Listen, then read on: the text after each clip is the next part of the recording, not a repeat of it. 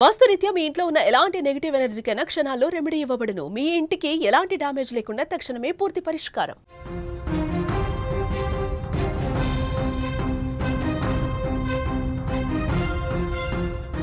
Technology ముసుగులో పైశాచికత్వం, అడ్డు అదుపు లేని నీచం. మోదీ మైథిలిపై ఏఐ అసభ్యకర వీడియో ఒకటి బయటకొచ్చింది.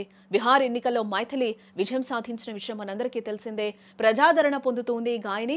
మైథిలిని, మోదీని అవమానపరిచి ఏఐ వీడియో ఒకటైతే బయటకొచ్చింది. అసభ్యకర వీడియోపై అందరూ కూడా తీవ్ర ఆగ్రహవేశాలు వ్యక్తం చేస్తూ ఉన్నారు. డీప్ ఫేక్ టెక్నాలజీ అనేది సమాజంలో చిచ్చు పెట్టే అనుభవంలా మారుతోందని కూడా చెప్పుకోవచ్చు. రోజు రోజుకు మరింత బరి తెగిస్తూ ఉన్నారు. కనీసం మనిషి అనే ఆలోచన కూడా లేకుండా ప్రవర్తిస్తూ ఉన్నారు.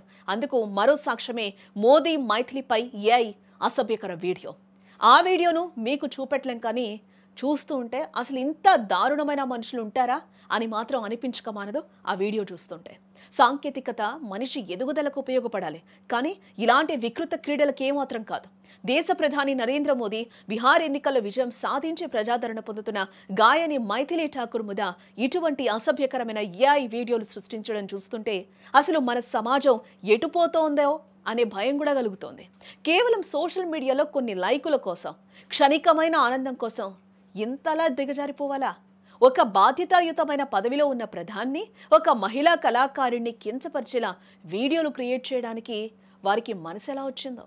దీన్ని క్రియేటివిటీ అనరు, మానసిక వైకల్యం అంటారు. ఎదుటివారి ఆత్మగౌరవంతో ఆడుకుంటూ పొందేది ఆనందం కాదు కదా, అది ముమ్మాటికి శాడిజం అని అంటారు. ఏఐ టెక్నాలజీని అడ్డం పెట్టుకుని ఆడబిడ్డల మీద, పెద్దవారి మీద ఇలాంటి నీచమైన వీడియోలు సృష్టించే వారికి ఇంట్లో కుటుంబం, పద్ధతి, సంస్కారం ఉంటాయా అనే అనుమానం కూడా కలుగుతోంది. ఇలాంటి వీడియోలు చూసి నవ్వుకునే వాళ్ళు కూడా ఈ పాపంలో భాగస్వాములే. ఇది హెచ్చరిక మాత్రమే కాదు.